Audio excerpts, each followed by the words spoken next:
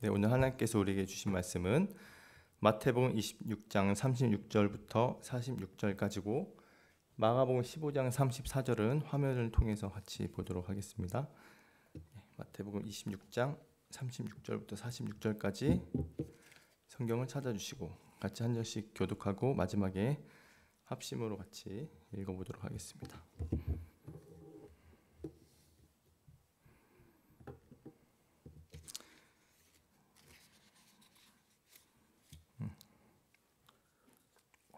제가 먼저 읽겠습니다.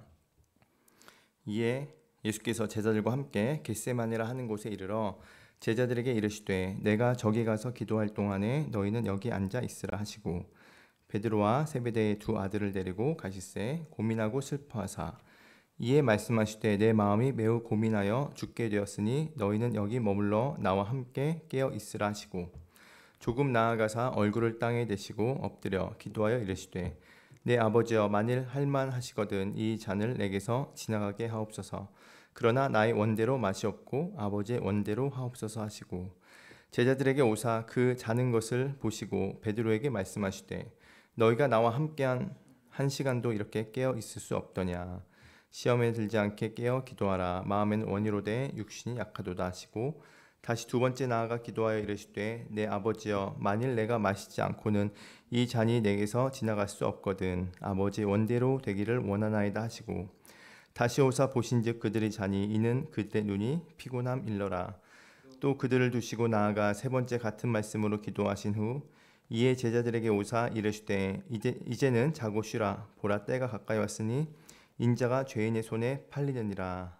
일어나라 함께 가자. 보라 나를 파는 자가 가까이 왔느니라. 자, 다음 구절 우리 함께 읽어보겠습니다. 제9시에 예수께서 크게 소리 지르시되 엘리 엘리 라마 사막다니 하시니 이를 번역하면 나의 하나님 어찌하여 나를 버리셨나이까 하는 뜻이라. 아멘. 오늘 설교 제목은 예수님의 외로움이라는 제목으로 같이 말씀을 보고자 합니다. 아까 기도할 때 계속 제가 말씀을 드렸지만 내일부터 무슨 주간이죠? 고난주간. 그래서 예수님을 조금 더 묵상하는 마음으로 오늘 설교를 준비했습니다. 예수님의 외로움. 여러분 예수님이 외로우셨을까요? 외로우지 않으셨을까요? 제목이 있으니까 외로우셨겠지. 그죠? 예수님은 외로우셨습니다. 여러분 살다 보면 우리도 다 느끼죠. 외로움이 있죠? 그죠? 지난 한 주간 어떻게 외로움에 잘 싸워 이겨내셨습니까? 좋아요. 자, 누구나 다 살다 보면 말 못할 외로움에 빠질 때가 있습니다. 사람이 옆에 많이 있다고 해서 외롭지 않은 건 아니죠. 옆에 사람이 많이 있고 모임도 계속 갖고 SNS와 카톡에 올려도 내 마음을 진심으로 알아주는 사람, 또 내가 마음을 내어줄 수 있는 사람은 잘 보이지 않습니다. 청년 때 특히 이런 내면의 고립감에 빠져있는 우리 청년들이 많이 있는데 우리는 많이 부딪힙니다. 겉으로는 바쁘게 살아가지만 속으로는 점점 텅텅 비어있는 그런 느낌을 우리가 자주 경험을 하죠. 가족과 같이 살아도 마찬가지입니다. 우리가 같이 말도 하고 이렇게 대화를 하지만 마음은 통하지 않는 관계가 계속 지속되다 보면은 같은 공간이 있어도 이 고립감을 느낄 수밖에 없어요. 심지어 교회 공동체 안에서 마찬가지입니다. 그런 감정이 드는 시간이 있죠. 예배를 드리고 함께 교제도 하고 하지만 정작 내 마음의 아픔과 슬픔을 진지하게 꺼낼 수 있는 사람이 드물다라는 이 마음 아픈 일이 있습니다. 그래서 사람들 속으로는 점점 더 멀어지고 또 내면의 그 마음은 점점 깊은 곳으로 숨어버리게 되는 것이죠. 그런데 우리가 겪는 이 외로움은 단순한 인간관계에서 그치지 않습니다. 더 깊은 무거운 외로움이 있어요. 여러분 그게 뭔지 아십니까? 더 깊은 외로움. 더 깊은 외로움은 바로 하나님조차 나와 함께 하시지 않는 것 같은 느낌이 들 때, 그때 아주 힘들죠. 특히 우리가 외로움을 가질 때 그런 생각이 들 수가 있습니다. 하나님 나와 함께 하신다면 내가 외로움이 지금 느껴지지 않아야 되는데 내가 왜 외로움을 느끼고 있는 것인가? 지금 안 계시고 계시는 게 분명할 거야라는 착각에 우리가 살고 있을 수 있다라는 것입니다. 그렇죠?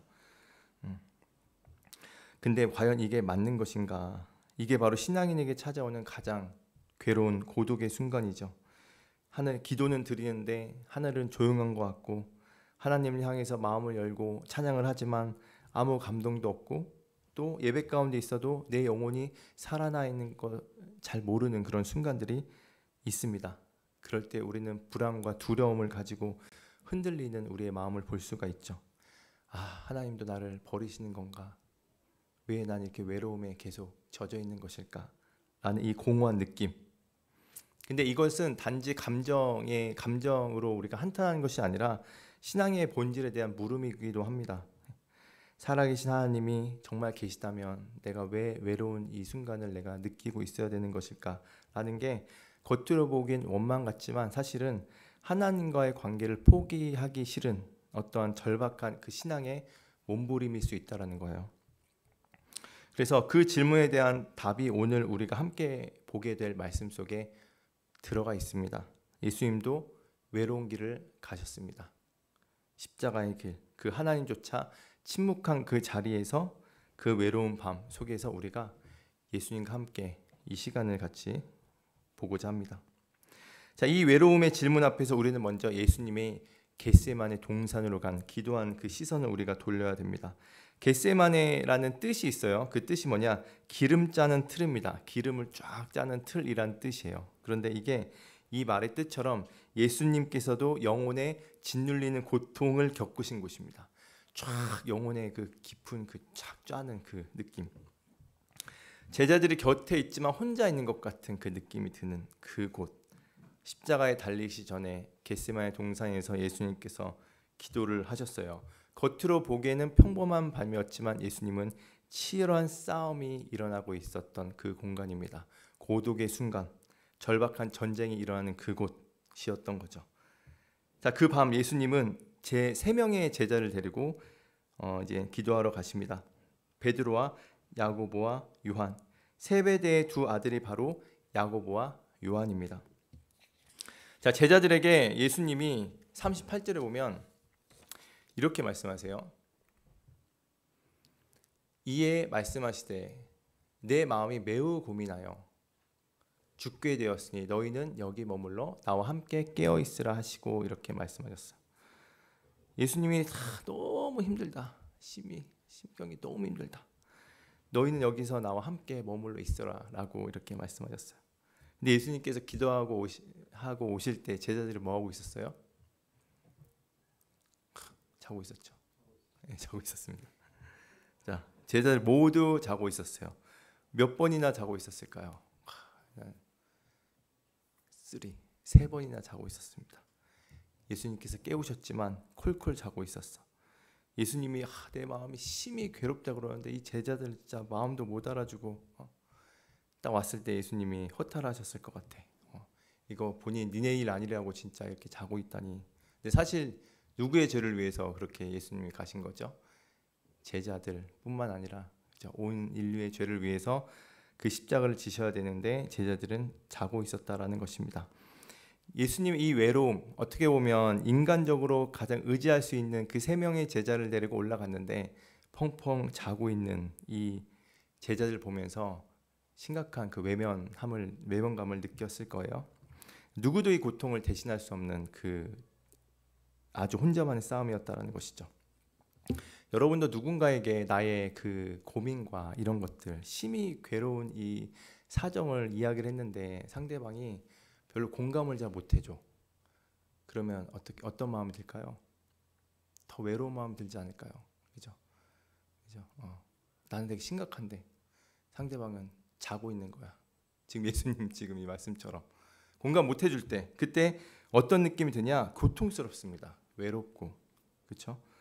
자, 예전에 어떤 한 청년이 신앙도 좋고 봉사도 열심히 하고 교회에서 인정받는 청년이 있었는데 그런데 어느 날 갑자기 인생의 균형이 무너졌대요. 취업도 인간관계도 가족도 자신을 다 외면하는 것 같이 느꼈다고 합니다. 결국 그 친구는 우울감에 빠졌고 병원 치료도 받게 되었는데 치료 과정에서 그 청년이 의사 선생님한테 이렇게 얘기했대. 제일 무서운 건 하나님마저 아무 말씀도 없다고 느꼈을 때입니다 라고 얘기를 하는 거예요. 사람들은 둘째치고 하나님께 기도했는데 하나님마저도 아무 말씀도 없으셨던 그 순간, 그게 너무나 고통스럽다. 근데 그 말이 바로 오늘 예수님이 겪으신 그 밤과 너무나 닮아 있는 거예요. 지금 그 기도하고 왔을 때 하나님은 별 반응 안 보이시고 제자들은 자고 있고 예수님의 고통은 여전하고. 근데 여기서 끝나는 게 아닙니다, 여러분. 예수님께서 그리고 나서 이제 완전히 그 극도로 외면을 당하신 장소가 있죠. 클라이막스, 절정의 순간. 거기가 어딘 줄 아세요, 여러분? 예수님의 그 고독과 외로움의 절정의 순간이 바로 십자가입니다. 십자가. 그래서 예수님께서 마가복음 15장 34절에 이렇게 말씀하시죠. 예수님 십자가에서 이렇게 부르짖습니다. 어떻게 부르짖어요? 엘리 엘리 라마 사박다니, 이렇게 부르짖는 거예요. 이게 나의 하나님 나의 하나님 어찌하여 나를 버리셨나이까. 이 외로움, 절박함, 이 고독의 순간, 이게 복음서에서 가장 최고의 무거운 순간이래요, 여러분. 복음서, 어떤 복음서 봐도 이것보다 더 무거운 순간은 없다. 예전에 선교사님 오셔가지고 저 교회에서 모세는 모르겠지만 정영준 선교사님 한번 오셨어요. 아세요? 아나? 몰라?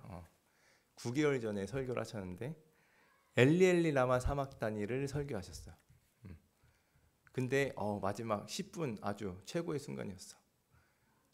절정이었어. 이게 뭐라고 말씀하셨냐면, 엘리엘리 라마 사막다니를 번역으로 우리가 알 수 있는 게 아니래. 그 하나님의 그 고통은 인간이 알 수가 없는 거래. 그 고독과 그 외로움, 그거는, 그 절정은 번역을 할 수 있는 게 아니라는 거예요. 그 말씀하시더라고.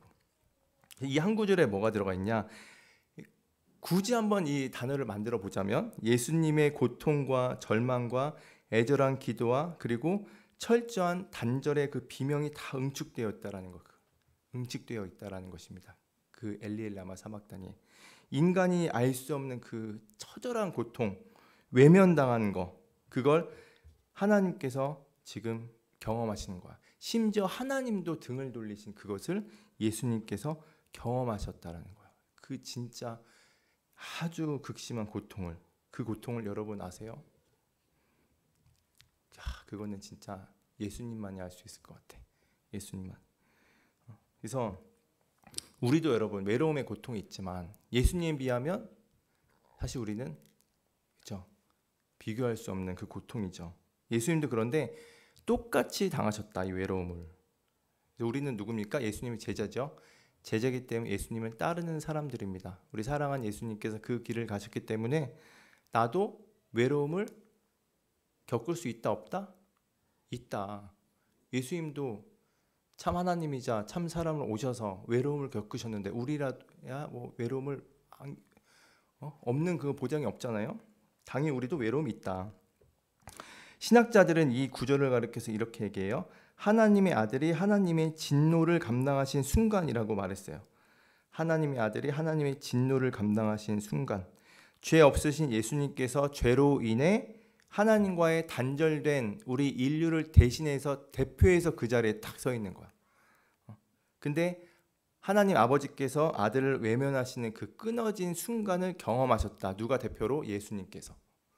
우리가 경험해야 되는데, 우리의 죄로 심각한 그 하나님과의 그 거리감, 끊어짐, 그걸 경험해야 되는데 예수님께서 대표로 다 그걸 느끼셨던 거예요. 엘리 엘리 라마 사막다니 하면서 그 치열한 고통, 그 외로움을 예수님께서 왜 경험하셔야만 했을까? 누구 때문에? 우리 때문에.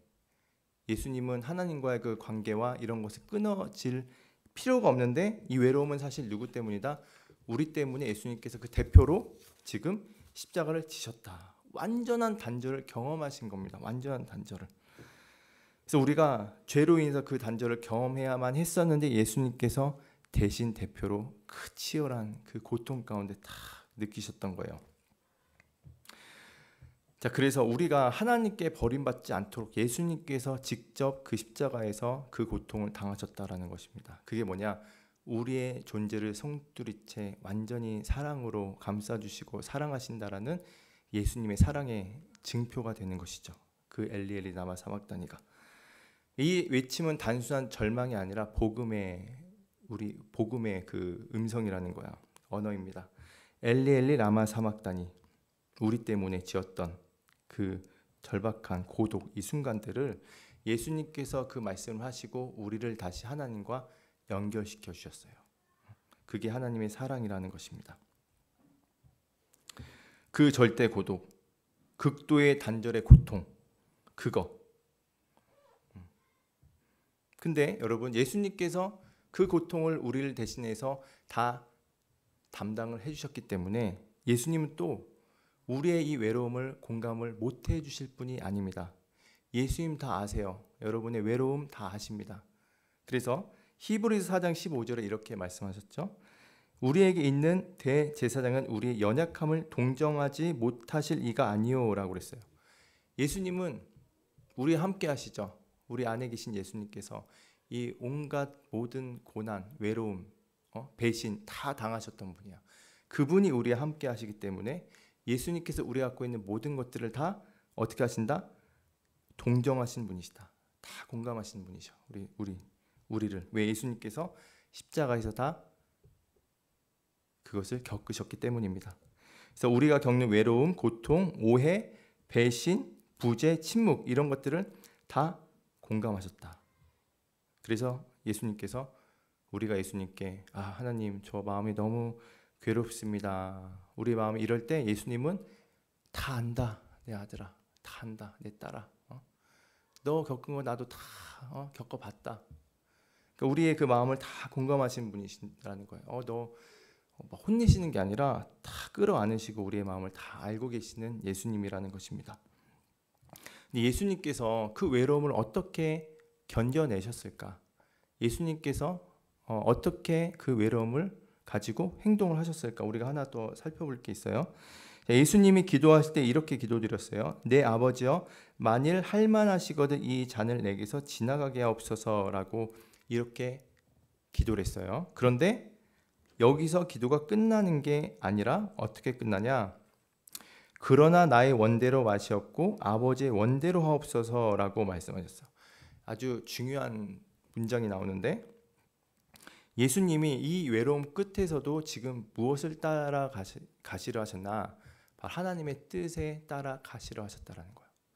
여러분이 외로움 가운데 있지만 그 기분에 따라 행동하는 게 아니라 그래도 아버지의 뜻에 따라가는 그 모습, 그게 오늘 예수님께서 보여주신 모습이라는 거예요. 진리의 말씀에 순종하며 나아가는 모습, 그 상황에서도 철저하게 하나님의 뜻에 따르는 모습을 우리가 예수님의 본보기로 배울 수 있다는 것이죠. 이것은 예수님, 하나님을 무조건 신뢰하는 겁니다. 나의 외로움을 신뢰하는 것이 아니라 하나님 뜻에 맞춰 나아가는 그 완전한 신뢰. 예전에 한 선교사님이 계셨는데 중동 지역에서 가족 없이 혼자 복음을 전했던 분이 계셨어요.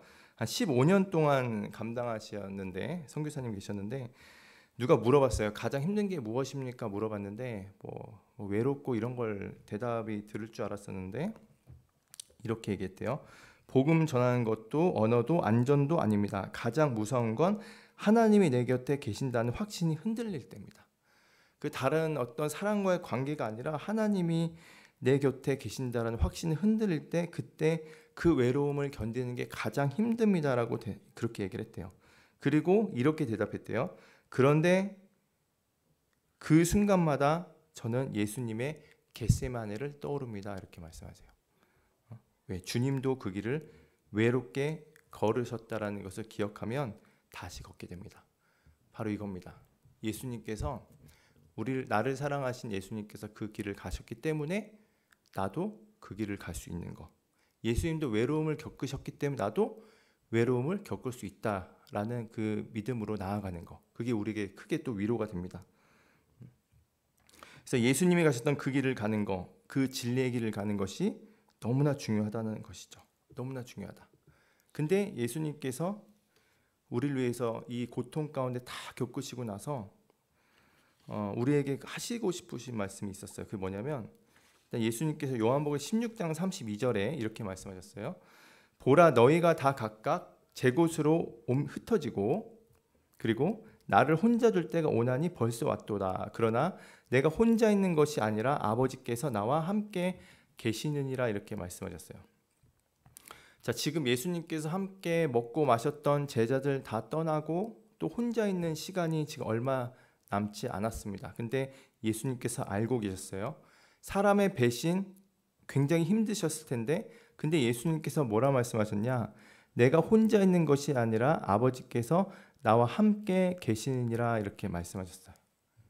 그 외로운 가운데서 나와 혼자 있는 것이 아니라 하나님께서 함께 하신다. 예수님께서 뭐 하셨냐? 진리의 말씀을 지금 붙잡고 나아가고 계셨다라는 것입니다. 예수님께서 우리에게 이 모습을, 이 믿음을 보여주는 거예요. 우리의 소망을 또 보여주고 계십니다. 예수님이 지금 다 흩어지고 혼자 둘 때가 있었죠. 그런데 예수님 부활하시고 자신을 떠난 제자들 한 명 한 명 불러가지고 막 뭐라 하신 게 아니라 어떻게 했어요? 예수님께 다시 붙드셨죠. 베드로 용서하시고 도마를 다시 보여주시고 부활하신 것을, 그리고 외로움을 넘어서 용서와 사랑으로 그들을 끌어안으셨습니다. 그게 어떻게 가능했냐? 예수님께서 하나님의 뜻에 따라가셨고 늘 하나님과 함께 있었다라는 것을 잊지 않았다라는 거예요. 그 진리의 말씀을. 그래서 예수님의 외로움은 실패가 아니라 어떻게 우리의 구원을 이루시는 하나님의 그 길이셨다라는 것입니다. 그 길로 통해서 어떻게 됐어요? 우리가 하나님과 다시 화목하게 되었다. 여러분, 그래서 외로운 분 여러분 계십니까? 외로운 분? 그 외로운 분 여러분 기억하세요. 예수님께서 십자가에 돌아가시고 우리에게 하신 말씀 있죠. 마태복음 28장 20절에 이렇게 말씀하셨어요. 볼지어다 내가 세상 끝날까지 너희와 항상 함께 있으리라 말씀하셨어요. 예수님께서, 하나님께서 지금 너희가 다 떠나도 아버지께서 나와 함께 계시니라 이렇게 말씀하시는 것처럼 예수님도 이제 부활하시고 나서 승천하실 때 내가 너희와 항상 함께 하시겠다라고 말씀하셨다라는 거예요. 그래서 우리가 그 감정에 우리가 치우치는 게 아니라 이 말씀을 신뢰하며 붙잡고 나아가야 된다라는 거예요. 그게 여러분 믿음입니다. 믿음. 예를 들어서 여러분 게으름 피우고 싶을 때 내 게으름을 가지고 계속 살아가는 것이 아니라 하나님 말씀이 게으름을 하나님께 싫어하시는 것을 알고 내가 믿음으로 게으름을 선택하지 않고 말씀으로 다시 일어나는 것을 선택했을 때 그게 진짜 믿음이라는 거예요. 이 외로움도 마찬가지입니다. 외로움도 여러분께서 그 외로움을 선택하는 것이 아니라 하나님의 진리의 말씀을 선택하고 나아갔을 때 진정한 믿음이 된다라는 거예요. 그게.